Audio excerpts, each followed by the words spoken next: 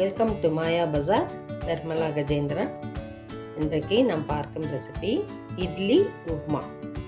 கடாயில் 2 டீஸ்பூன் நல்லெண்ணெய் விட்டுருக்கேன். கடுகு 1/4 டீஸ்பூன், கடலை பருப்பு 1/2 டீஸ்பூன், உளுந்தம்பருப்பு 1/2 டீஸ்பூன், பச்சை மிளகாய் 1, வரமிளகாய் 1, கருவேப்பிலை, சின்ன வெங்காயம் 7.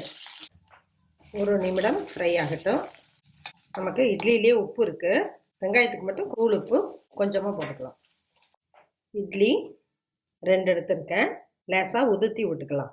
இட்லி சாஃப்டாக இருந்தால் அப்படியே உதுத்திக்கலாம். கொஞ்சம் ஹார்டாக தெரிஞ்சதுன்னா ஒரு தண்ணியில் லேசாக அப்படி டிப் பண்ணி உடனே எடுத்துடணும். இப்போ இதை உதுத்தவும் ஈஸியாக இருக்கும், சாஃப்டாகவும் இருக்கும். நமக்கு லேசாக உதுத்தி எடுத்துக்குவோம். நம்ம மீதியான இட்லியில் தான் இது செய்வோம். ஆறுன விட்டு இட்லி ஹார்ட் ஆகிடுறதுனால இந்த மெத்தடில் செஞ்சுக்கலாம். இட்லியை உதுத்தியாச்சு போட்டுடலாம்.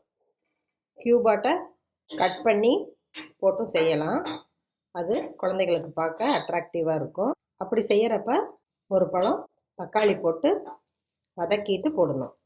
இதுக்கு தக்காளி தேவையில்லை, இது உப்புமா போல தான் இருக்கும், அதனால் நான் தக்காளி போடலை. இட்லி நல்லா சூடானோன்னு எடுத்துடுவோம்.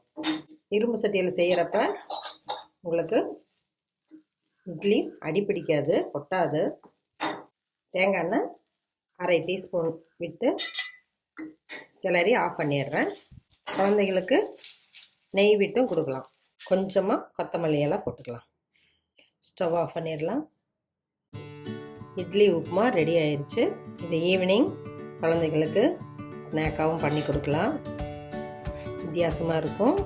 பெரியவங்களுக்கும் ஒரே மரம் சாப்பிடாம இது டிஃப்ரெண்ட்டாக இருக்கும். குழந்தைகளுக்கு லேசாக சர்க்கரை போட்டு கூட கொடுக்கலாம். செஞ்சு பாருங்கள், சாப்பிட்டு பாருங்கள். பிடிச்சிருந்தா சப்ஸ்கிரைப் பண்ணுங்கள், ஷேர் பண்ணுங்கள். தேங்க்யூ.